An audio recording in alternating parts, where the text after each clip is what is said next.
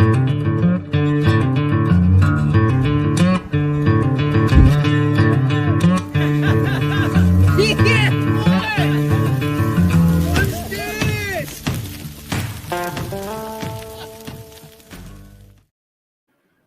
evening. It's Monday, June 9th, 2025. Welcome to episode 114 of Porterhouse and Teal Live. Welcome, you guys. And thanks for joining us tonight. There's quite a lot to talk about in the news with all that's happened this past week. But I guess with the breakup of Elon Musk and Donald Trump, that was the bromance of the century. And that's broken up within this past week. And then we've also had the Democrat riots down in Southern California. But just to set the record straight, things are not that chaotic here where we are. It's business as usual. And if I wasn't watching the news or paying any attention, I would not have any idea anything's amiss. But quite a interesting week of events, right? Would you not say? I only know this because of hearing you talk about it. I actually have not paid attention to the news and have not noticed anything other than hearing clips here and there about Trump and Elon breaking up. I have my own theories about that, but maybe we'll get to that here in just a moment. I got a phone call from our son this morning. I don't think I told you that, but he hadn't been paying attention to the news all weekend either. And he was like, hey, this is crazy about the riots down in Southern California, because he had turned on his normal stuff on a Monday. And of course, over the weekend, they've been quite active down there, just tearing things up. Mm-hmm. And he was not... he's out of the loop. And that's usually the way it is when you don't pay attention to the news. Your life really isn't that much different. But it is good to, pay attention to events that could potentially have an impact on things moving forward. Right? Yes. I think what's going on there in Southern California, that could easily spin out of control, along with a lot of other things that are happening around the world and in this country. So it is good to stay apprised of what's happening, but, not to get too mired and wrapped around the axle on those issues.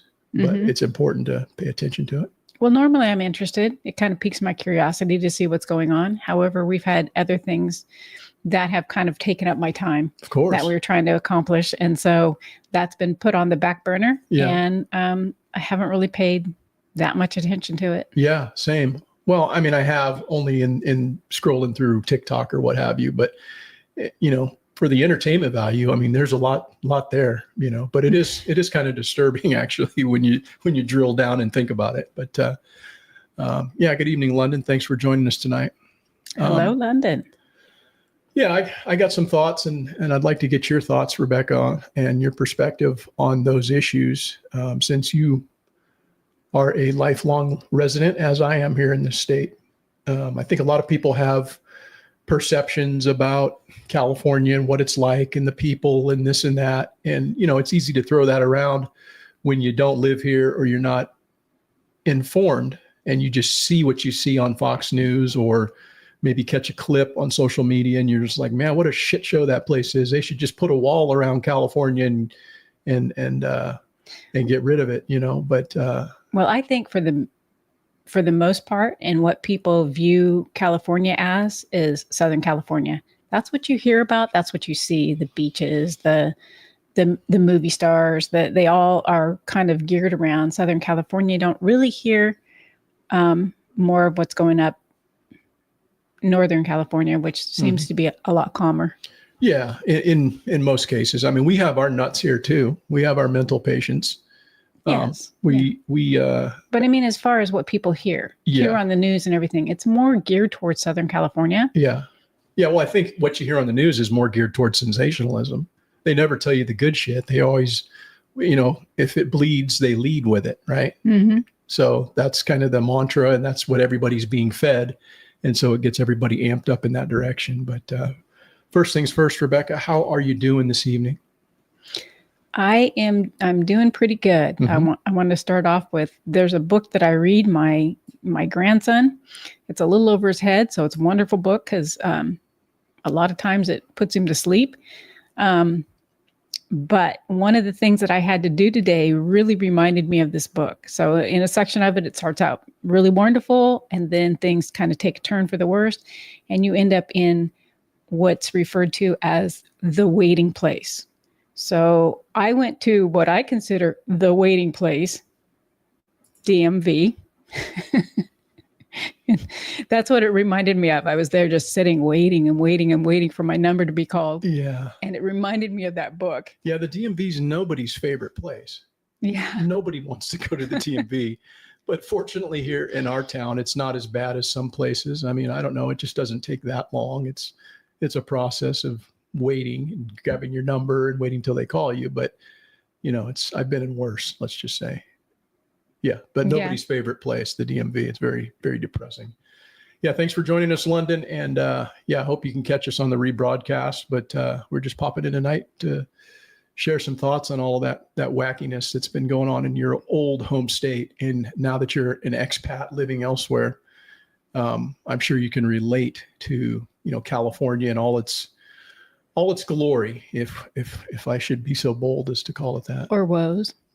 Woes. Yeah. No, we got problems in this state, but I think every state does. It's just so much more of it here because of how it's been managed, or should I say mismanaged by politicians. And that's really unfortunate.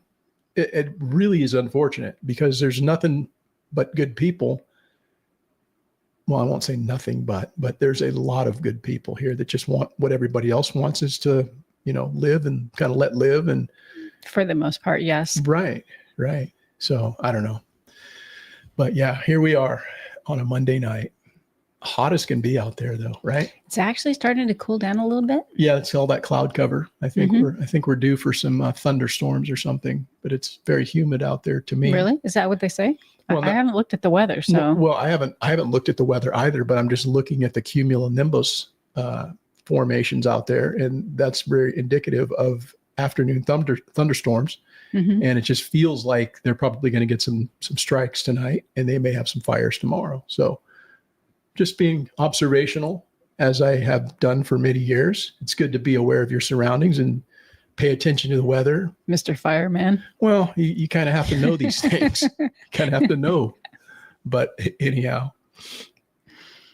So, I will say this for us around here this year, Rebecca. When it rains, it pours. And I think there's a lot of truth in that statement or thing that's saying, if you will, because for us, it seems like it's the year of the broken vehicle. Yes. Would you not say? Yes. Because first, I think we had to take your car to the repair shop because it was overheating. And then we took it there.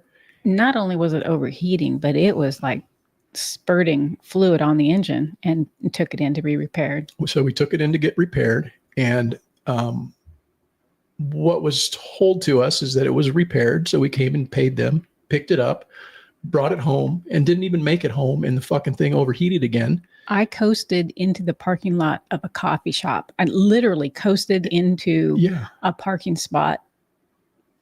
Yeah. Yeah. Which happened to be right next to a place that our insurance uses as their tow company. That worked out well, but yeah. So what we did is we had it towed back up there and told them, hey, what we just paid for, you guys didn't fix. And then when we took it back up there, they said, oh, well, the head has been warped because it overheated.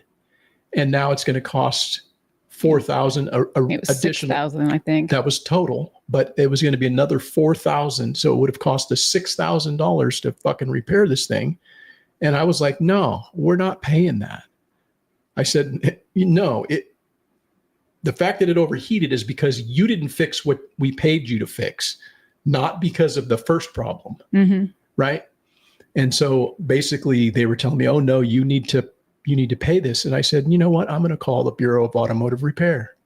And so I did that, and I opened up a claim number. Well, you had me call them too. Right. And so I asked, what I did is I had them open that claim number, and I basically just told them, hold the claim number, and I'm going to let you know if I need to proceed with it. And so I called those guys at the repair shop, and lo and behold, they were like, oh, no, bring that in. We'll Well, it wasn't bringing it in. They already had it. true. Well, basically what they said is they're going to repair it at no cost to us. Mm-hmm. And so that was our first go around with a vehicle. Then we had the white truck die on you, right? Yes. And so we wound up taking that down and having it in the repair shop for about another $2,000 or so. And then now my truck is taking a shit, and it's in the shop. It's in the shop. My daily driver, my Toyota. Well, let me put it this way. It's in the parking lot of the shop. Yeah, he hasn't even gotten to it yet, which is again another complaint of mine about how do you find good help these days? Mm-hmm. It seems like people used to be a lot more customer oriented. They wanted your business. They went the extra mile. And that kind of thing is just really frustrating to have a real hard time either finding people to work on your shit or do a good job when they do.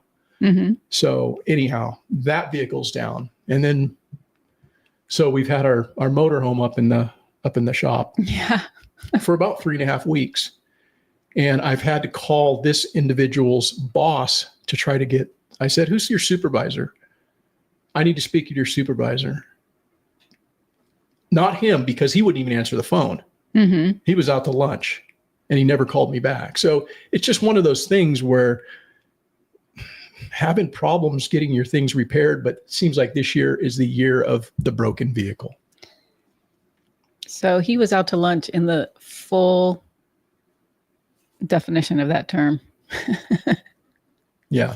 I agree. Albert Arkwright in the house says Gavin Newscomb and Karen Bass are a total disgrace. The left want to destroy all of Western civilizations. Yeah, I don't know. Honestly, man, I don't know what their end game is other than total control, one party state, one party system. That I think is pretty clear to me, that they just want voters.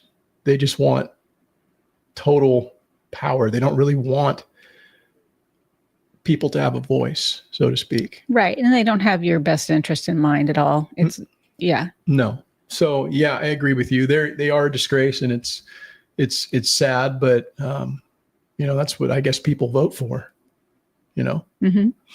But so anyhow, one of the things that we did this past week since our last live stream is we pulled the trigger on starting the process of purchasing a new vehicle for Rebecca because of all of those vehicle problems.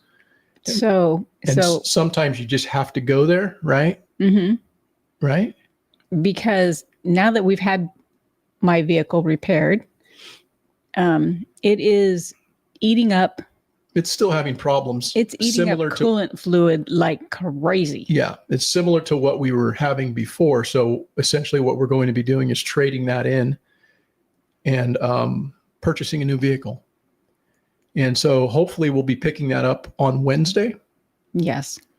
Yeah. And so it's been a very interesting process. We are getting a Tesla.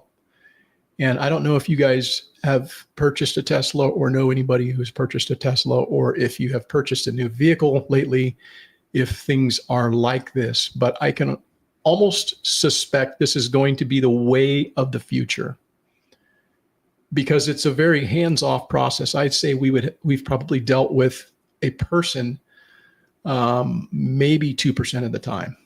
Yes. And if you want something to make you feel old, this process does it. Well, I will say this though, Rebecca, I think partially that's because of our fuck ups, not because of the app or the system. It's just because of the way that we went about doing it. I think that made it more complicated than it need be. And then couple that with the fact that we did all that mostly leading into the weekend. And then of course there's not people to actually pick up the phone and talk to, and you get a bot. Well, that's the hardest part. Yeah. So that's why I say it makes you feel old. I'm used to being able to talk to somebody and ask them the questions instead of typing and, oh, we'll get back to you within 24 hours. But I kind of want to answer right now. Yeah. So what would you say, what are your thoughts on the process thus far? Because I've got mixed feelings on it. But again, I think it is just going to be the way that things are done moving forward. It's very, I would say, impersonal, but and it's foreign to us because it's something new. But moving forward, I think this is only going to become a lot more ubiquitous for a lot of different car companies selling cars. Go ahead, tell me what do you like about it? Is there anything you don't like about it? What's the problem? I don't like that I had a difficult time getting to a human to actually ask questions. On the other hand, when it said it would get back to me in 24 hours, it didn't necessarily say send me a text, but it resolved my problem in the message that I put down in the application. So that was kind of cool. Yeah. But it still makes me really nervous, but it's all very new to me. Yeah. Yeah. I think personally this, I would feel comfortable probably doing it again. I will say that the lady that we have working on our particular, what do you call it, claim or purchase or whatever, she's our rep. She's very good at what she does. She's very pleasant. She's very calm. She's very just accommodating. Yes. Doesn't make you feel rushed or, oh no, that's fine. I'll wait. No, okay. We'll work through that. Right. She walks us through. She stays on the line and walks us through and makes sure that we hit the steps we needed to. Right. One thing I really like about purchasing, I suppose this particular car company is that there's no pressure. They don't fucking pressure you. It's not like you go to a traditional dealership and you got those sharks like, oh, hey, there's somebody in the parking lot. Let's go talk to them and see if we can, and then they start trying to finagle and play with a bunch of bullshit numbers and things like that. There's none of that here. I think the cars basically sell themselves and you either want one or you don't. And the price is what the price is. And then they give you some really nice incentives. So that I think encourages and incentivizes people to buy. I know that it was part of our decision to make the purchase, but yeah. So it's pretty cool. Pretty cool. So I'm nervous about it and I'm excited. Why are you nervous? Well, anytime we make a purchase that is a fairly large amount of money, I'm always nervous. Okay. So not necessarily nervous for a bad reason. It's just the amount of money that's being spent. And so I continue to hope that everything goes smoothly and I don't get it and really wish that I had my old car back. Yeah. I don't think that I will. Yeah. But there's that little doubt in my, the back of my head. Right. Yeah. Yeah. Well, sometimes you just got to do scary things, right? Yes. Okay. Yeah. I think one of the big reasons that we decided to do this, and I think we mentioned this earlier, but it was the ability to avoid the high cost of fuel here in California. And California has the highest average gas price in the nation of any state. And it's projected, so I've been told. I mean, this is actually baked into the cake with these different gasoline taxes and excise taxes and fuel additive fucking things. And that's all coming and it'll happen in 2025. And so what's been projected is that our gas prices are going to go up somewhere around 85 cents to $1 per gallon, which is going to raise the average gas price to be somewhere around $6. And now that's the average gas price, but there's going to be places that you'll go to in the Bay Area or places where it's a lot more expensive, where it's going to be closer to $7.5, maybe $8 a gallon. Yeah. If they're a remote place where there's no other gas stations around, you're going to be paying big money. Or if it's in the Bay Area, which to me makes no sense other than they're price gouging. They actually are price gouging because the fucking refineries are down there in the Bay Area. They've got all those. So it just doesn't make any sense. But, hey, those people are rich. They can afford it. So you drive through those areas and they got you going and coming. So that's, I don't know. I think that the high cost of fuel here in California, Rebecca, I believe it's because of our failed leadership under people like Gavin Newsom and all of the special interests that he is beholden to. Of course, if you were to ask Gavin Newsom in true Gavin Newsom form, he's going to blame somebody else for his failings.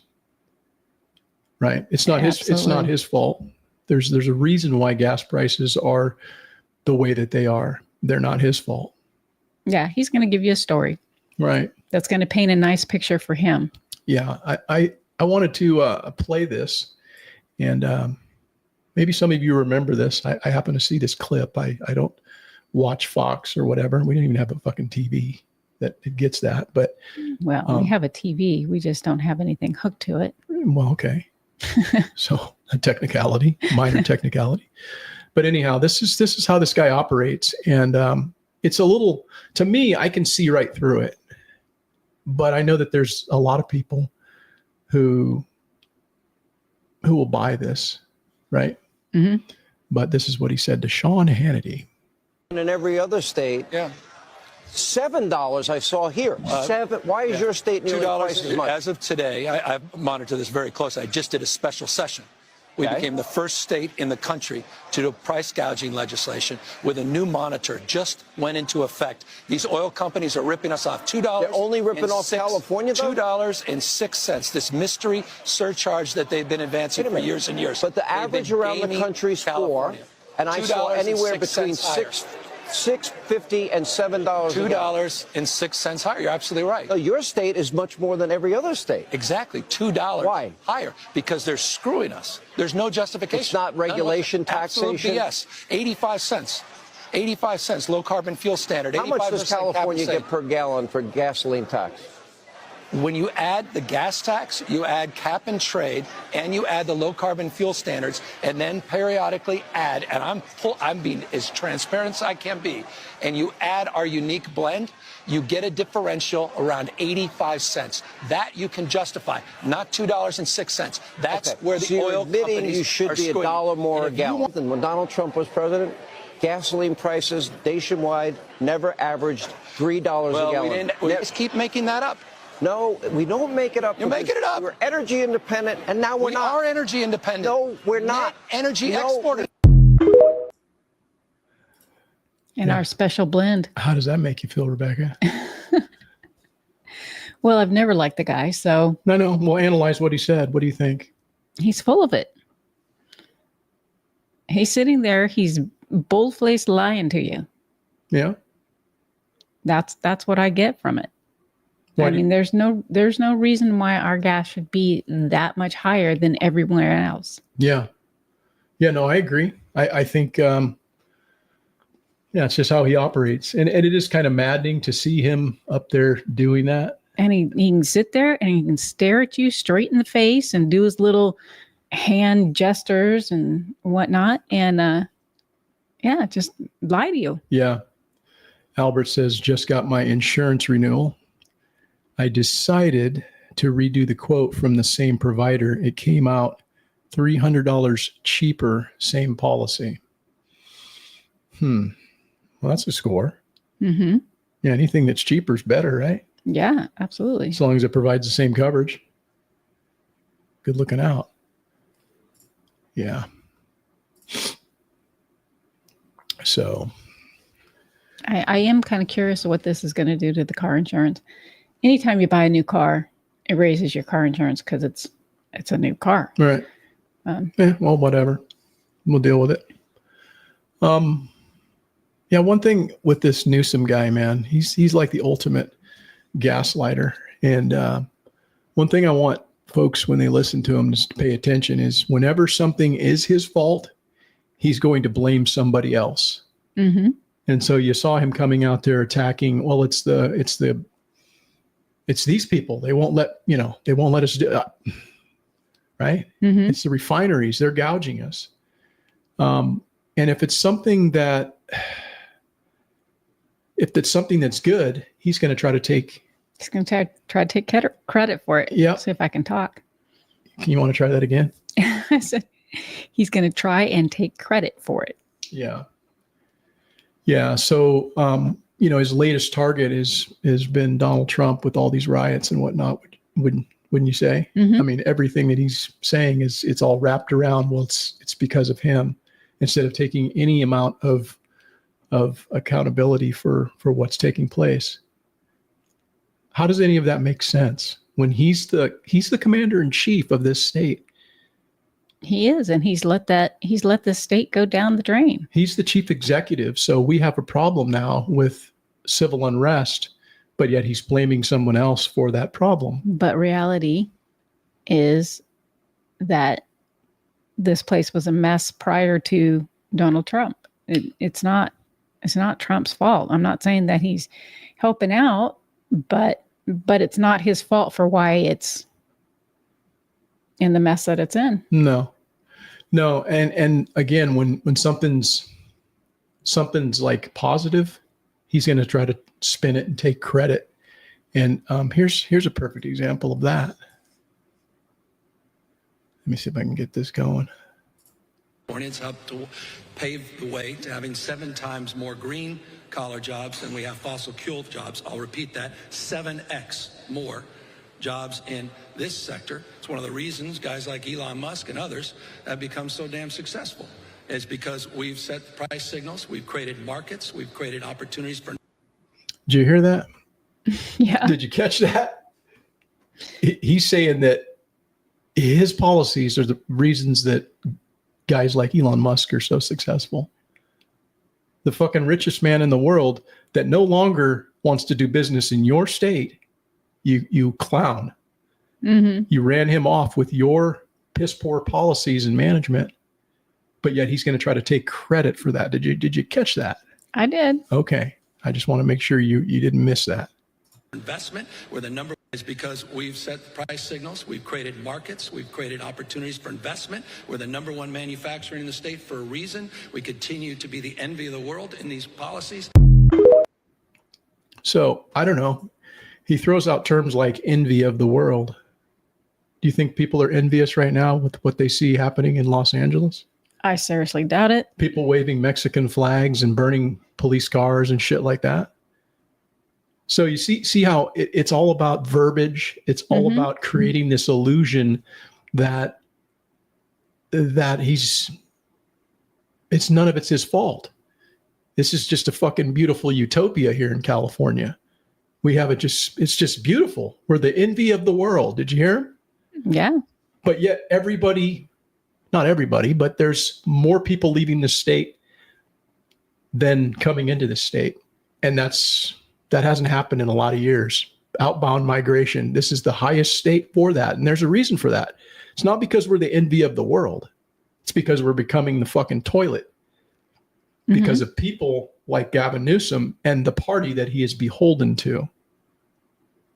You know, and if I speak a little bit negatively about his policies, there's a reason for that. Because I live here. I have to fucking endure high cost of everything and crime and homelessness and watching a once great state be run into the fucking ground. For this guy to gaslight people and tell them, we're the envy of the world. Everybody wants to come here. That's what he's going to say next, except everybody knows that's not true. But he'll still try to sell you on the fact that that's why everybody's coming to California. Yeah. The same reason why Elon Musk is rich is because of him. No, it's because Elon Musk has created a product that people like and that people want to support that business. Now, of course, it's unfortunate for Elon that this has become political. And people that buy Teslas that are liberal want to put fucking bumper stickers on their car saying, well, I bought this before Elon became crazy. Yeah, what does that mean? That means you're an idiot and you're still driving it. Why don't you go burn it? Right. Why don't you burn it and put your keffiyeh on with your black hood and wave a Palestinian flag while you burn it to the fucking ground, you dumbass liberal? Yeah. Sorry, I just got a little carried away there. But that kind of stuff kind of pisses me off. when I see people like that. It's like, you're a dumbass. You ever seen that picture of that person? It's like they're standing there, they're standing up, but they've got their head through their legs and their head is stuck up their ass. Yeah. You've seen that picture, right? Yeah. That's what I see when people are like that. That's the 30% of the non-player characters, the NPCs, that are just willing to just go along with what they hear on the news instead of thinking for themselves and saying, gee, let me dissect what this guy just said, because he's saying a lot of stuff. Sounds really believable. Should I believe him? Huh, that's interesting. They just had a really bad fire down there. How did that work out? Was that because climate change, or was it because they fucked some things up? Mm-hmm. What do you think? Well, as we've talked about this before, Gavin Newsom is doing a terrible job. He doesn't have the interest of the people in mind.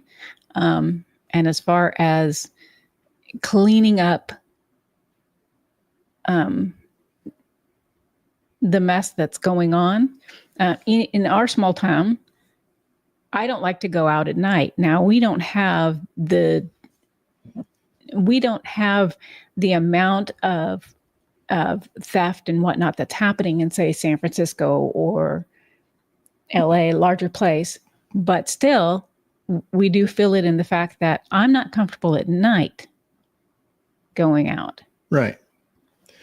And why is that? Why do you not feel comfortable in your own town, Rebecca? That's very foreign to you and I when we grew up, right? When when I was a kid, we ran around barefoot outside, all over town. It was no big deal. But now you're afraid to, because the night creatures come out. The homeless that are dragging around, the drug addicted folks and everything. It's cooler, especially in the summertime, because it's cooler. So that's when they're going to be out and be lively. Right. And so if we were to do something about trying to clean that up, would we get opposition from people like Gavin Newsom and people in the media?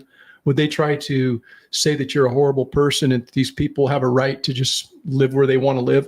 I mean, because here's the reality. If you were to go try to live down next to the beach, right? If you wanted property next to the beach, and get you a little apartment down there in San Diego, it would cost you $5,000, $6,000 a month for that place that's easily right there on the boardwalk. But you know what? If you're homeless, you get to fucking live on the beach for free. Easily. And that little place would be more like a studio apartment, not necessarily a nice one. Did you hear what I said? Yeah, you'd get to. If you were a hobo, you'd get to live anywhere you want for free. That's the point. It's not the size of the apartment. No, I know. I'm just saying, as far as the cost, it's not like you're going and you're getting a nice size house. You're going and you're getting maybe like a studio apartment type of thing for that price. Yeah. But yet, if you're homeless, you get to live there, live wherever for free. Live wherever you want and do what you want. And people just kind of step around you. It's an interesting scenario we have here in this world at this point. It's very interesting.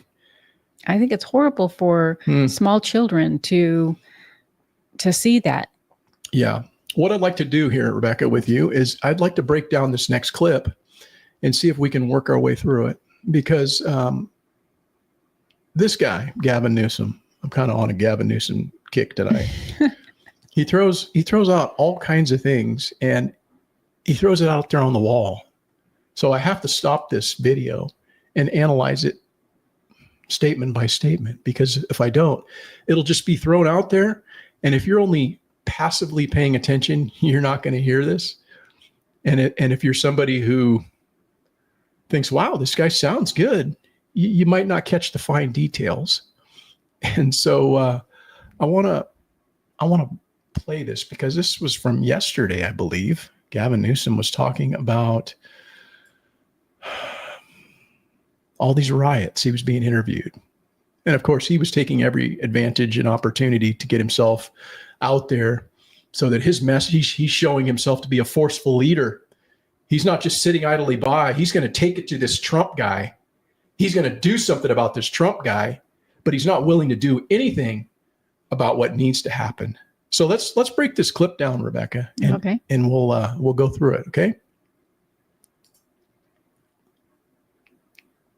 Let's see here. I guess I gotta start it over. Let's try this. I wonder how you would characterize the events that are unfolding in Los Angeles right now. Is it an emergency? Is it Fox News is calling it the LA riots? Is it a peaceful protest? What's happening and what are you seeing? Well, I mean, look, Donald Trump has created the conditions you see on your TV tonight. He's exacerbated the conditions. He's, lit the proverbial match. He's putting fuel on this fire. Stop. So right there, you saw him turn it to Donald Trump. He's being asked about his state and his, what are you going to do about this? How do you assess this? No, this is about Donald Trump, right? Mm-hmm. And so he acknowledges that there's a fire, yet another fire burning in Los Angeles, right? Yeah. He acknowledges he's lit this match and he's putting gas on the fire. But he's trying to detract from the fact that Donald Trump's the only one actually taking decisive action in dealing with the issue. And the issue is the fact that he has a lot of illegal people in his state that he's allowed to come into it because they proclaimed California to be this sanctuary where anybody can come in unvetted and then just live amongst the rest of us. And now that would be fine, I suppose, if they were to do what many have suggested, which is to build a wall around California, a big ass fucking wall. Yeah. To keep them all there, keep all the crazies right there. And they should probably do the same for any other border state, like Arizona, New Mexico, Texas, right? Mm-hmm. Any of those border states up along the Canadian border, they should do the same thing for them. North Dakota, Montana, Idaho, build a fucking wall around those places or build a wall. Mm-hmm. If they want to let people into their state, it's fine. You can stay in that. Don't come out. If you come out. There you go. There's your sanctuary state. You stay right there. That's the point. Yeah. And so it's ridiculous to say that we've created this sanctuary state or these sanctuary cities, because once these people come into these areas, they're free to go anywhere in the contiguous United States. Mm-hmm. And so it's a national security issue that's not being addressed, and it's being exacerbated by people like Gavin Newsom, but yet you just saw him try to say, starts out, it's Donald Trump's fault. Well, the whole mind blower to me is he's not saying that they can't be here. Trump's never saying that they cannot be here. They just have to come in legally. They have to go through the right process. Yeah, of course. Why wouldn't you want that? Why wouldn't you want what? Why wouldn't you want the illegals to go back? And if they would like to come, be returned back to their country. You want an answer to that? If they go ahead. Okay, let me hear your version. Well, no, my answer to that is because they want they want voters. Yes. And they want to create division. Mm-hmm. They don't want unity. They don't want to work with the other side. They're there as the opposition party and at all cost. That's the true answer. But if the shoe were on the other foot, they'd be doing, they'd be upset that there was a sanctuary city. They'd want these people to go back. Well, yes. If in fact there was a party that was more liberal, I suppose, or progressive, however you want to say that, and those people that were coming in were voting for the new liberal party, the Democrats wouldn't have any of that. They would either have to go further left, which they probably wouldn't have a problem doing because they don't really have any values or morals, and they would do anything to get the vote and to retain power. Mm-hmm. So, but if hypothetically there was another party that was more liberal than them, they would oppose letting these people in. If in fact these people were not being bussed to the polls and spoon-fed their ballots, right? So that these people can retain power. If there was nothing in it for Gavin Newsom or his party or his people, they wouldn't give two fucks about any of these people, Palestine or any of them. Well, don't make mistakes. They don't care about these people anyway. They only care about their vote. What did I just say? Isn't that what I just said? If you did, It went over you? Yeah, I'm just saying, man. So anyhow, we got to get back to this clip. I'm getting sidetracked. So let's see where were we here? Let's see. Skanes girl, how are you doing? Hey, Skanes girl. Good to see you. Everyday alchemy in the house. Fence in the sanctuary state. Fence in. Hey, man. I mean, I've said that for a long time. I mean, yeah, it's not fair to the rest of the country, man. You know, I mean, it wouldn't be fair to us because we don't have any fucking thing to do with that. But, you know, hey, we want to stay here. We want to live here. So that's our choice. But yeah, fucking build a big ass wall around this place and make it a fortress. So you can't come in or out without your papers. But we're not here. Well, I would say we're only here for one major reason, and that's because our children are here and our grandchildren are here. Yeah. If they were to move, we would why would we move stay? in a heartbeat. Why would we stay? Yeah. Our money would be worth more elsewhere. Mm-hmm. You know, why would we stay here? It doesn't make any sense. So that's the only tie to California for us. But we love California. We do love California. DHD's in the house. We love our governor too. How you doing? Land of fruit and nuts. Yeah. That's San Francisco. Yeah, California's a wacky place, man. It's getting more wacky as we go along here. But anyhow, let me get back to this this clip.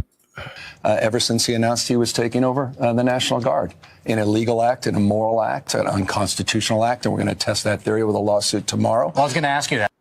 Stop. Did you hear all that? Mm-hmm. He said it was an illegal act, an immoral act, and he's going to be testing that theory with a lawsuit. And the reason why he called it a theory is because Gavin Newsom is smart enough to know. He knows damn good and well that it is constitutional and it is within the president's purview to do exactly what he's doing. And mind you, all those illegals are illegal. Do you know what gives the president that power, Rebecca? I don't. Okay. I will tell you. It's here's how it goes. And this is what I knew just based on, you know, seeing how our state government has worked throughout the years and understanding when National Guard was, you know, activated and all of that. I know it has to come from the commander in chief of the state, the executive, which is the governor. And that's how it typically works, right? The governor, or excuse me, the National Guard primarily is controlled by the state governors of their state in all 50 states. And they can activate the Guard whenever there's any kind of a state emergency, like a natural disaster or civil unrest.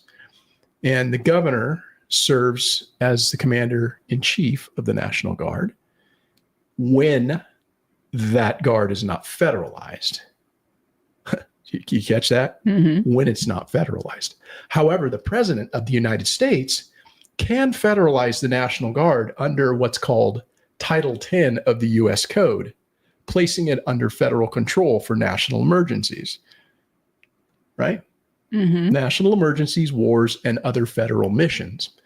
In such cases, the Department of Defense, now run by Pete Hegseth, through the National Guard's Bureau of Overseas Operations. So it's all right there in Title 10. And so I looked this up just so that I can not be bullshitting you. But under Title 10, the section explicitly allows the president to federalize the National Guard under these specific circumstances. 1, the United States or any of the territories, commonwealths, or possessions is invaded or is in danger of invasion by a foreign nation. 2, there is a rebellion or danger of a rebellion against the authority of the government of the United States. That sounds quite applicable to what's happening right now. Yes. Because you have the federal law enforcement going in there to enforce federal law, and there's no cooperation from the local entities, i.e. the Los Angeles County Sheriff or the LAPD. They have been explicitly politicized and told to stand down. We are not going to support this effort. And so in the course of doing their federal duties, obviously this riot thing breaks out when everybody's being told, oh, it's just a peaceful protest. They're just peacefully demonstrating. This is democracy at work. But yet we're seeing, things happen, right? Vandalism, violence, fires, and they're trying to get things kicked off like they did with George Floyd, apparently. So anyhow, that right there, that number 2 of that number 2 provision in that section is really, I think, what they're hanging their hat on. And so, or the last one, 3, the president is unable with the regular forces to execute the laws of the United States. The president may call into federal service members and units of the National Guard of any state in such numbers as he considers necessary to repel the invasion, suppress the rebellion, or execute those laws. That one there is also applicable. So essentially that section grants the power to call the National Guard into federal service for purposes such as repelling invasions, suppressing rebellions, or enforcing federal laws on regular forces when regular forces are insufficient. Once federalized, the Guard operates under the command of the president and the Department of Defense rather than state governors. That's fucking cut and dried. Yes. Gavin Newsom knows damn good and well that he's just throwing that out there to say, I'm doing something. Look at me. I'm doing something, you people. Let's get in the street. Let's get active because this is tyranny. Throwing out all these bloviating terms, which mean nothing. They're going to file a lawsuit, which is going to go fucking nowhere. If it happens to make it to the Supreme Court, it will get shot down, but I would be surprised that it would make it that far. But they will do just like they've done in every other case this year. When things don't go their way at the ballot box, what are they going to do? They're going to call on their left-wing, liberal, activist judges to stand in the way of a duly elected official that had over 77 million votes from the American people that said, you know what, we do want secure borders. Yeah. We do value that in this country. And we are not okay with people coming here waving fucking flags and burning shit down. And they don't have a right to be here. Get fired up, Rebecca. You're over there just looking at me. Get fired up. This is the time to get fired up. Because you're fired up enough for the both of us. This is a rebellion. We got to fight the power. No, I'm just, it's kind of maddening when you think about it, right? It is. It is. There's nothing really that I can say because what Gavin Newsom is doing is absolutely ridiculous. He knows that they're illegal. He knows they don't belong here. He knows they should go back. But yet, he's going to do the opposite because he doesn't like Donald Trump. He's the ultimate gaslighter. He's really, really good at it. But as I said, why I'm slowly, he's fucking really good at it. Really good at it. That's why I'm breaking this down. Because if you just heard him throw all this shit on the wall, boom, boom, boom, boom, boom. Oh, wow, he's starting a lawsuit. Oh, wow, this is unconstitutional. This is, all that's bullshit. All you have to do is a little bit of homework. And the media probably knows this too, but yet they're going to play right along with it because they're in on the fucking the deal. They want this chaos. They want another George Floyd riots in the street for 3 months. And the tragedy would be that one of these persons would die because that's going to change a whole lot, quite honestly. The first person that dies at the hands of law enforcement, holy shit, you wait to see what's going to happen. There's going to be a shit ton of people in a lot of cities around this country that are going to mobilize. And it will be just like a repeat of what happened during George Floyd. Guarantee it. Mark my words. This was bound to happen. And I had said this to you a while ago, that this would be the outcome when they went into a place like Los Angeles. But this has all been done by a plan. But anyhow, let me get back to the clip, because I'm again getting sidetracked, as I do often. Let's see what old Gav has to say. I'm sorry to interrupt you, but Governor, so that's news. If you're going to sue the administration, tell me a little bit about it. Give us a preview of this lawsuit. Well, under his executive order, it specifically notes, and under what the DOD did, is they had to coordinate with the governor of the state. They never coordinate with the governor of the state. I've worked with the... You know why they didn't coordinate with you, Gavin? Because he's a piece of garbage. No, because he wasn't being cooperative. Yeah. This is not an uncommon thing for governors to activate their forces, right? The National Guard during fires, floods, whatever. This happens all the time. And then there's a request from that executive, from the state, the governor, to the federal government for federal assistance in the form of money through grants, through FEMA. They work together all the time. This isn't uncommon. And so he knows that. But see, he's not willing to work with Donald Trump in any of this because it's been politicized, and he's told his people to stand down.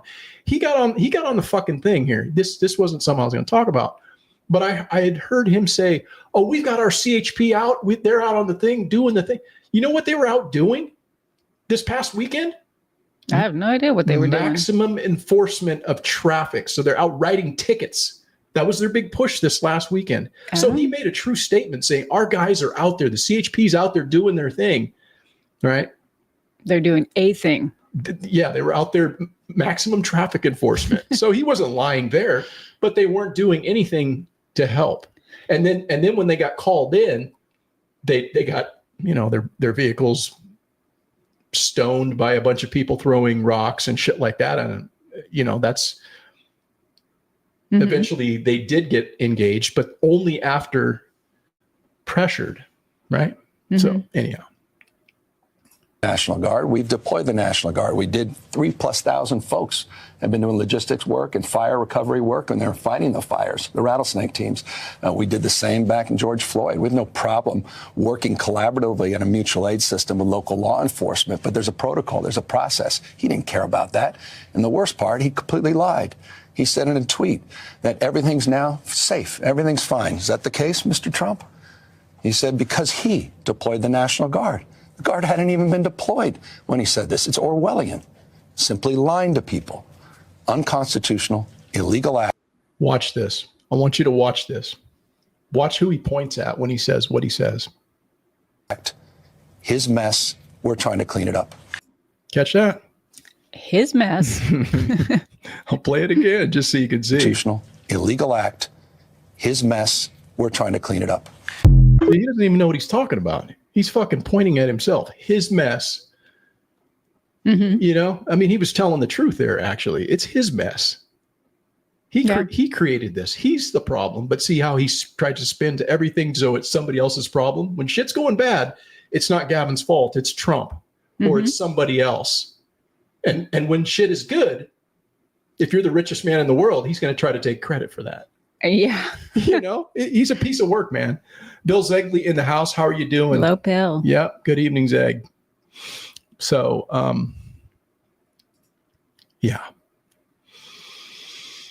So where was I? I don't know if you guys have heard, but the media is making the point that federalizing the Guard in this way hasn't been done in over 60 years. And I believe that to be true. However, we haven't had governors being challenged for their inability to cooperate on matters of national security, right? The majority of the time, there's this level of cooperation, primarily because they need the hand of the federal government in their assistance. Hey, we've had this hurricane come through. We got these massive fires, floods, whatever. We're activating the National Guard to do, and then, hey, Mr. President, let me meet with you and, get out my, get my picture taken and get my knee pads on, Yeah. And so there's always this level of cooperation, but this is the first time, man, that there's been a challenge to these sanctuary states. It's been a lot of years since we've been a sanctuary state. That dates back to Jerry Brown. Claimed this was a sanctuary state. But nobody's been coming in here saying, no, what, we're going to just do your job. We're going to come in here and make start apprehending people. They used to do that all the time. Immigration would come in and the Mexicans would run out of the bunk houses and shit at the ranches and stuff in the area. When I was a kid, la migra, fucking, they were scattering like, but I mean, it's been going on for a long time, but they've let it get to the point now where they feel emboldened to come out and burn cities down and attack police officers. And Trump, to his credit, he's fighting back, but we'll just kind of see how this goes, because, you can bring the Marines in, but what are the Marines going to do? They're not going to shoot nobody. I mean, they better not. If things get really out of hand, I guess some people will have to die, but think about the ramifications of that optic. I mean, that's going to change, because all of this shit is really designed for garnering public support for your side, right? Everything that we see, the media and the politicians all positioning themselves to do different things, that's based on winning the war of public perception. Mm-hmm. Well, I believe, since there's kind of chaos going on, that the other term that they're throwing out is that Trump was supposed to be the peace president, to make him look bad, that all this chaos is happening. Yeah. Border security absolutely is national security. And for the life of me, I don't know exactly why Newsom isn't being charged with a crime for allowing this to continue. It seems like, if I was harboring illegal aliens, it would be against the law and a crime. Mm-hmm. And I know it is, because I looked it up before. I can't cite it right now, but I did look it up before. And there's a penalty for if you harbor a person who's here illegally. You can be put in prison for that, charged with a crime and prosecuted. And, that's just a one person, but you open up your entire border and allow millions of people to come and infiltrate this country. That's a crime. I'd say that's a life sentence. That's a huge fucking crime, right? Because it's affecting people who they had no say in it. There's people that have lost their lives. There's people who are dying because of the drug trade and everything regarding this open border that's going on. And so how is it that a guy like him is going to be running for president when he should be actually being pursued by Pam Bondi or coordinated with Kash Patel and Dan Bongino?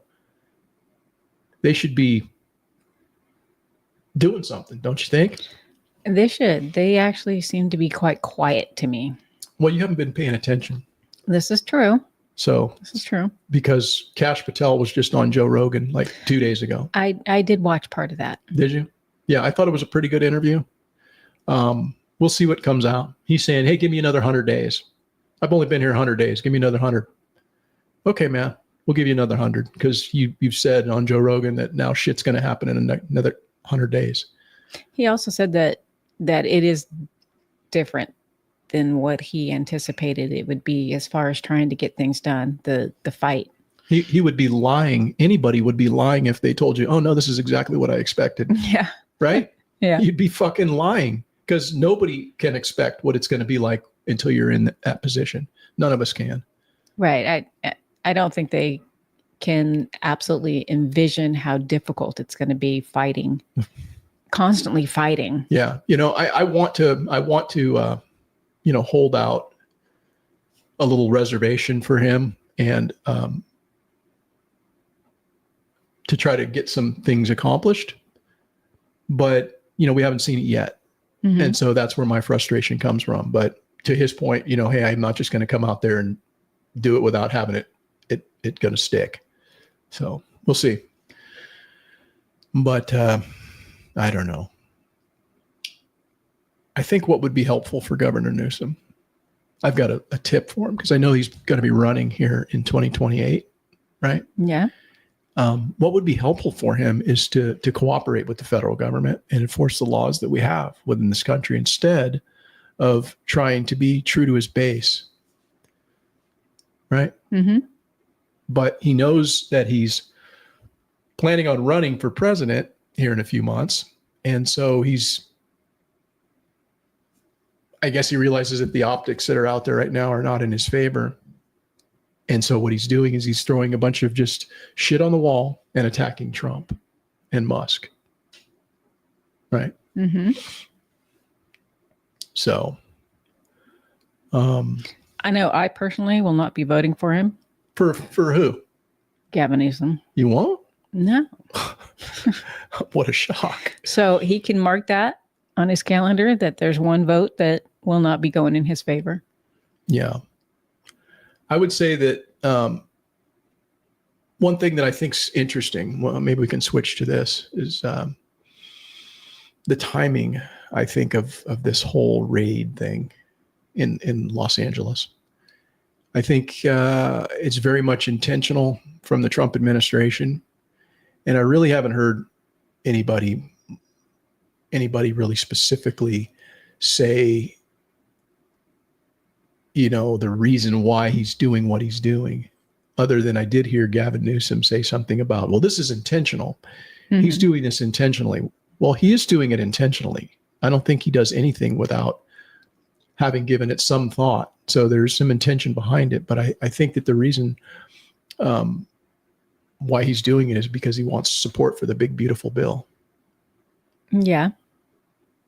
Right? Mm-hmm. With the spat that was taking place last week between him and Elon, and the division that was being sown in the Senate and the House members and everybody kind of distancing themselves from this bill.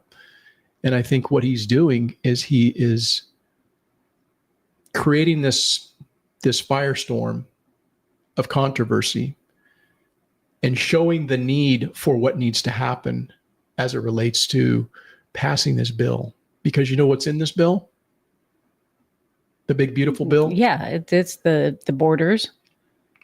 So securing the borders, yeah. I know is one of the things. Right. There's about $150 billion for different infrastructure projects and different more personnel, Customs and Border.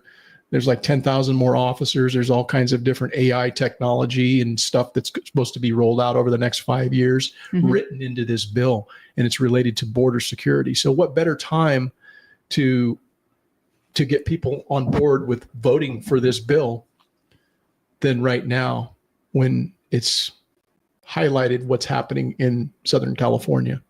Mm-hmm. That's the tip of the spear, man. There's no fucking way he went into Southern California and decided, oh, let's do this now, because he knew exactly what would happen. How could you not know going into Los Angeles, where there's a shit ton of legal Mexicans as well as illegal Mexicans and all other kinds of migrants from elsewhere and otherwise? Mm-hmm. You don't think that was intentional? So I agree with Newsom. This was intentional, but not for the reasons he thinks it's intentional. I think it's because he's trying to get support for this bill. What do you think? I don't disagree with that, but that is why I think that there was this quote spat between he and Elon. I have no proof or no nothing, but I have a gut feeling that there's actually no spat between he and Elon, that this is something that they drummed up. This is a psyop. This is to, hey, focus over here. This is what we're doing, and not involve Elon and have Elon get drugged down and his businesses and everything else. Okay. Huh. So who socked him in the eye? Was it his kid or was it fucking the Treasury Secretary? Somebody beat his ass. Somebody socked him up. Somebody punched him, but yeah. Was a little Marco? Did he have to get on a stool and get him? Well, if you're wrestling with your kid and they actually elbow you in the eye, that could happen. Is that what happened? Probably not. You don't think so, huh? Probably not. Huh, yeah, I don't know. Yeah, that's interesting. Calling the rooftop Koreans. Dean Mullis is in the house. Yeah, man, I remember that during the LA '92 riots, man. They had the Koreans, man. They were up on top of their fucking businesses with like sniper rifles, man, trying to keep people away from their laundromats and 7-Elevens and stuff. Mm. They were not messing around, dude. They're like, no, don't come here and burn our shit down. Yeah. See here. Let's see here. Okay. Rockefeller. What do you got to say, man? Believe, belief all mean one thing. The 3-letter word in the middle, what comes before and after, is irrelevant. What does that mean? He got me on that one. Yeah, I'm stumped on that one. Yeah, it went right over me, man. That was like a riddle. The 3-letter word. Like a riddle. What comes before and after? Yeah. So, I had another clip, I think, right? Let me see what I got here. Did I play this one already? I might have played this one already. The only word I can think of is and. I wonder how you would characterize the events that are unfolding in Los Angeles right now. Is it an emergency? Is it Fox News is calling it the LA riots? Is it a peaceful protest? What's happening? What are you seeing? Well, I mean, look, Donald Trump has created the conditions See that again? Donald Trump. you see on your TV tonight. He's exacerbated the conditions. He's, lit the proverbial match. He's putting fuel on this. Well, I already played that clip, right? Let me go to this one. This is the next one. Let me pull that one off. Let's see. He might even talk about Donald Trump in this one too, because he's really got Donald Trump on the brain. If you've not noticed, if it's gotten by you. Protesters continue to be out on the street and protest these actions by the Trump administration? I just want them to be safe, and I want folks to know that are thinking about going after. Just be safe. Do you support them? Of course, I support them. Protests are the foundation of this democracy. It's what makes this country great, and that needs to persist. And right now, people need to come out, but we need. People need to come out. Mm-hmm. But, a responsible governor would say, hey, you know what? Just why don't you guys just like chill the fuck out and stay home? Maybe it's not like, it's probably not the thing right now. I mean, it's fine to protest, but he can see what's happening in his cities and stuff. Right. Mm-hmm. And rather than saying, hey, you know what, let's be calm and let's not add fuel to the fire. Just no, let's come out. So I agree with, protesting. It's First Amendment right. That's our right. But see, he's going to caveat it here now. We need to be mindful of the toxicity of this moment. And then we have to deal with these elements that are coming in that are intentionally trying to take advantage of this in a way that only aids and abets Donald Trump. In this, Donald Trump again. It's all about Trump. Yeah, right. Got to be mindful of the toxicity. What he was counting on, and we've got to push back, and we've got to be careful at this moment. I pray that people are cautious and careful at this moment. We talked about this is in some measure about immigration, in some measure it's about democracy. Do you believe some people have said that this is an attempt at distraction from maybe the matters with Elon Musk back in Washington? Why did this happen now, in other words? He's a master of distraction. He's the commander of chaos. That's what Donald Trump does. Moves this direction, move that direction. I mean, look, this guy is 90 days, 90 beautiful deals. How many deals? 0. In the UK, give me a break. I mean, Elon Musk is the sycophant of sycophants as it relates to this love relationship that he had with the President of the United States said it exactly right. We're likely to enter a recession the second half of the year because of the recklessness of this tariff policy under this administration. He's just saddled our kids and grandkids with $2.5 trillion of debt to give billionaires and corporations a tax break that they're not even asking. Did you notice he was talking about debt? Mm-hmm. So about 3 years ago, we actually had a surplus, and then he became governor, and through his reckless spending, we now have somewhere around $50 to $70 billion in debt because of mismanagement of funds. And I don't really hear him talking about his concern for kids and the debt, but see, it's somehow about Donald Trump and Elon Musk, and he's just, you see how fucking unhinged this guy is? Mm-hmm. He's like red in the face like the devil. Well, and again, if you listen to what he's talking about, he's supporting people to come out and fight, be safe, but you gotta you got to fight back. Yeah. Well, how are you going to fight back? Yeah. Again, if he was being seriously responsible, he would say, hey, chill out, go home. And there is a clip of Donald Trump when this whole insurrection thing from January 6th happened. And he's saying, hey, you guys need to go home. This is not okay. You guys need to go home, stand down. I know this was a rigged election, and he was fucking tore up about it. You could tell seeing what was happening. I still don't want to watch any of that shit because it wasn't a real great day for me seeing that. That was upsetting, but he was being responsible at that very moment saying, hey, you guys need to go home. We need law and order in this country. And this fucking guy right here, he's not saying anything about any of that. He's saying it's Donald Trump's fault. And so again, he is the master. He's talking about Donald Trump being the master of distraction and chaos.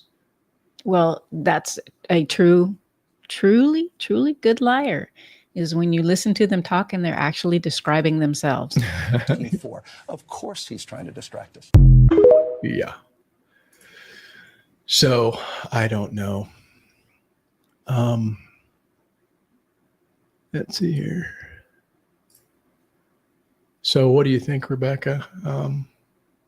What do you think about, you already kind of gave me your thoughts on the Trump and Elon thing. And you think that it's a distraction. I think it's, I'm kind of bummed out about it. Actually, I don't want to see that. It was unnecessary. I think that when Elon came out against the big, beautiful bill, I was in support of him doing so, because I do think there's a lot of bullshit in this bill. And I don't like the fact that our politics continues to be business as usual.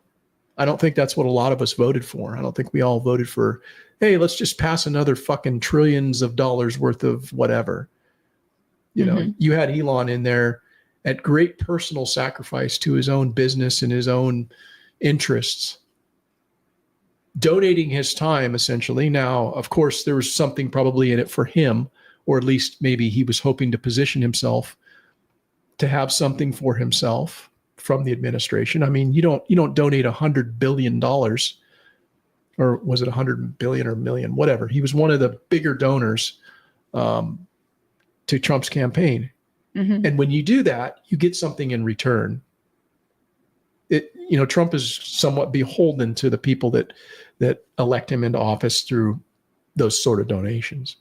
And so it stands to reason that Elon was given a position like he was given. And I think it was a position that he was well suited for, cutting waste, fraud, and abuse. The fact that he uncovered so much of this waste, fraud, and abuse, but yet there wasn't anything solidified from the standpoint of being passed on a permanent basis to codify any of those cuts. I think that would probably frustrate me if I was in that position. And I think that it probably frustrated Elon. What do you think? So I still think it's all attached to, and again, I have no reason why other than it's just a gut feeling that I have. But the whole breakup thing is, I would say, around the big, beautiful bill. Trump does say that there are things on there he does not like. It's not the bill that he wanted. And for me, that whole breakup thing is like a distraction, I would say. But that's the way politics has always worked. You don't get everything that you want in a bill. Yes, but you're not Donald Trump, and he does want everything that he wants. My point is this. That's how it's always worked. But what we voted for wasn't how we wanted to see it go, in my opinion. That's not what I voted for. I wasn't voting for another pork fucking bill to see that being passed with all these extra little things put on there. Why can't we just pass a simple bill? And I understand you need to get certain people on board when you have a divided government, but we don't have a divided government. They have the House, they have the Senate, and they have the presidency. So there's no fucking reason you couldn't get something passed. there's really not a good reason why you couldn't get something passed through. They got all of their confirmations. So they have the numbers. The problem is that Donald Trump hasn't done a good enough job in order to unify his own party. That's the fucking problem. It rests upon him. He's the chief. He's the one that got those people reelected. Yeah. They were on the down ballot. They got the job because of him, many of them. And he needs to be reminding them of that to get on board. Now, there are some of the people that have voted against this bill, which I actually support. Thomas Massey, Rand Paul. I think that their voice should be heard, and I think that it's valid. And I support them speaking out against this and not supporting something that goes against their principles, because I think this entire bill goes against the principles. But if you listen to Rand Paul, he actually likes the bill. He likes the bill. He doesn't like some of the things that are added in it. If those things were out, he would vote for the bill. You heard him say that. So would Thomas Massey. Okay. So would Thomas Massey. And I think that is the goal, is to try to get those things out. But how's that going to? I don't know how it's going to happen. That's his goal. That's not happening. My point is that they're just ramming this fucking thing through. And so Elon was pissed about it, I think. I think he feels as though his time was wasted.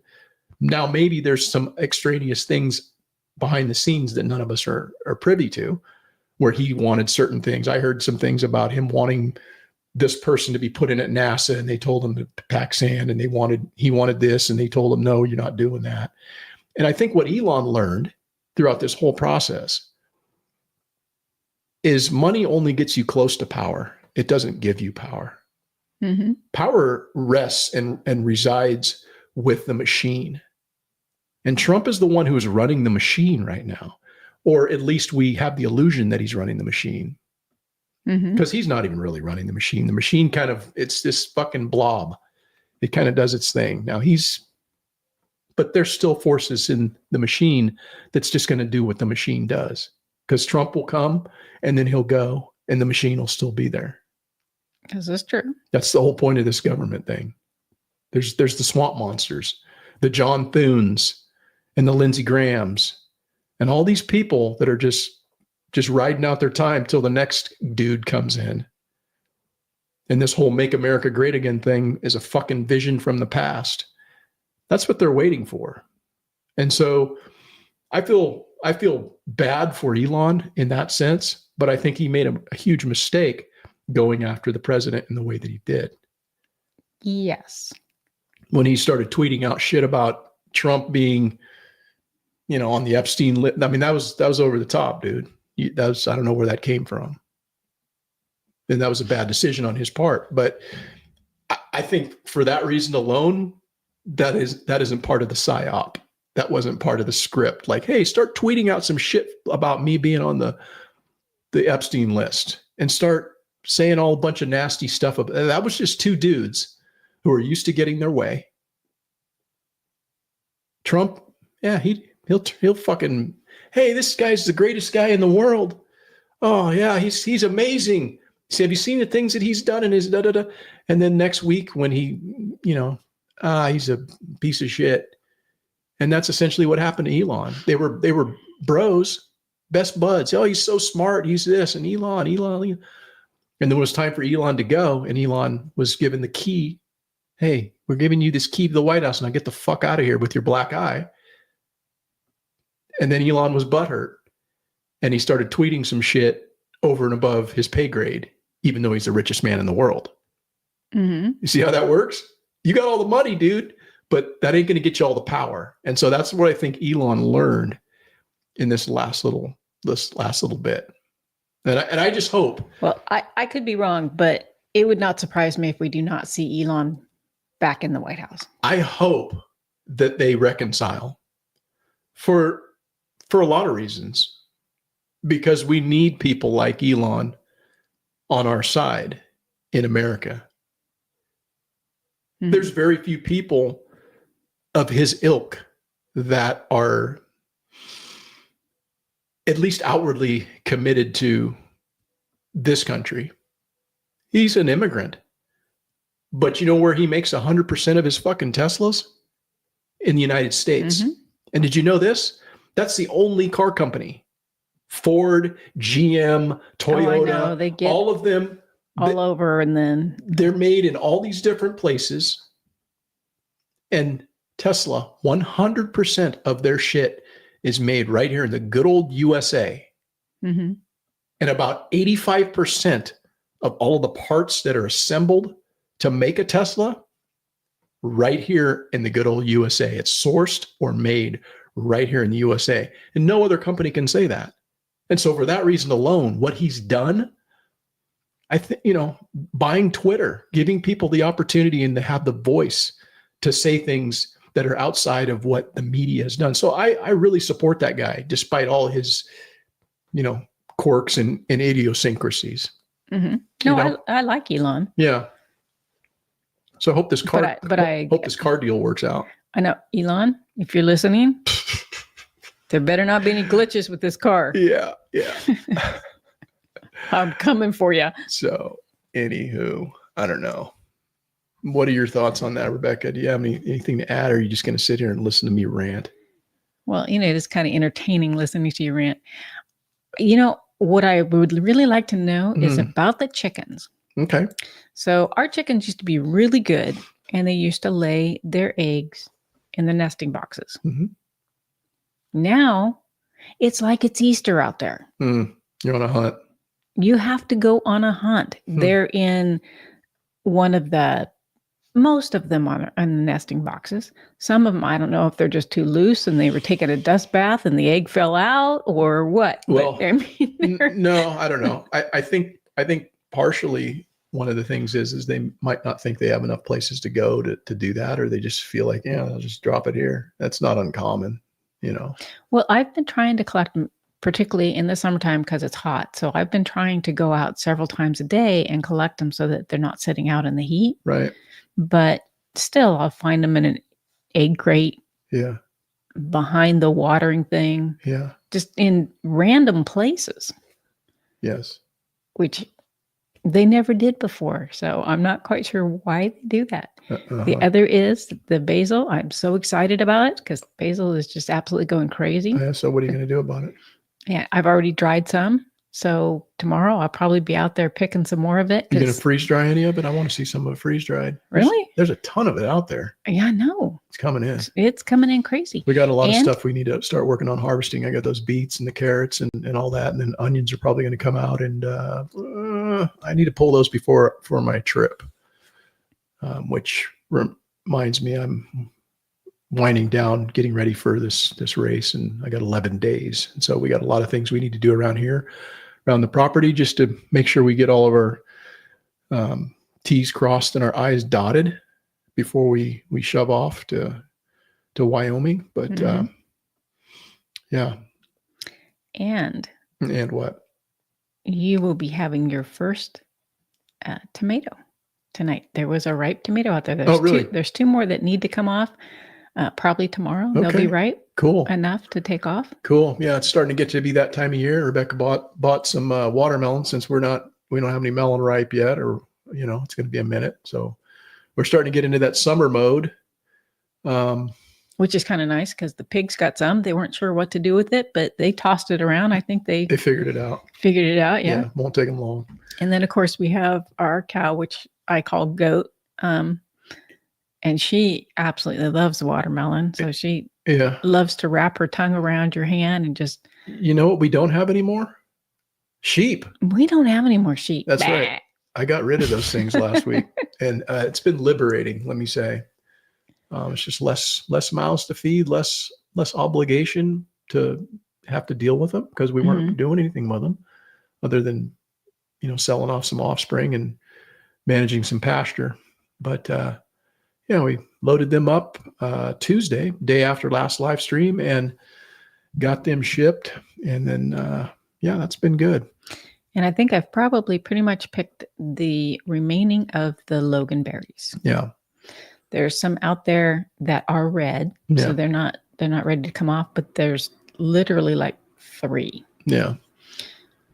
Cool. But as I was telling you I wanted to freeze those to be able to put those in your smoothie. And the first go round, I stuck them in the freezer, and they were a little too moist, and so they really clumped together. Right. And then I opted to rinse them off, dry the bottom of the colander that they were in, and I stuck them in the freezer, and I could just break them apart individually. It worked out really nice. Yeah. And then I could just bag them up, and they stay like that. So that was perfect. Yeah, that's good. Well, cool. I think we're going to wrap it up. We've been on here for a minute, kind of ranting a little bit. Oh. And why don't you take us out, Rebecca? You can end this live stream however it is that you so choose. You've been very quiet tonight. I've been doing a lot of talking, and you've just been watching. So why don't you? Well, you have listened more to the politics than I have this last week. So you don't have to talk about politics. Talk about something else. You were on one. I know I was. You were on one. Now we're on something else. So we were listening just patiently. So now what? Anyway, so we are going to go, and I'm going to cook dinner and go put the rest of my chickens up, because we have about 5 of them that weren't sure they wanted to go to bed. So they're going to go up. Yeah. Yeah. That's exciting. And because it's cooling down, I think I'm going to go try to get my run in. Yeah. And Eric will relax because he's already got all of his exercise in. Yeah. Cool. And we thank you for joining us, and hopefully you'll be back next week. Yeah.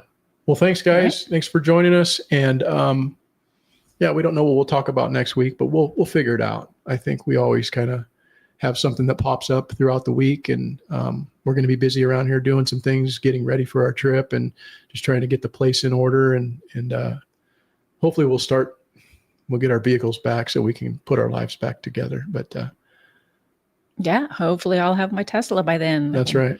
Let you know how I enjoy that. That's right. Well, cool, guys. Thanks. And hope you guys have a great week. Go out and try to be better tomorrow than you were today. And remember, homesteading might be harmful content, but it probably isn't. So thanks again, guys. Good evening. We'll see you.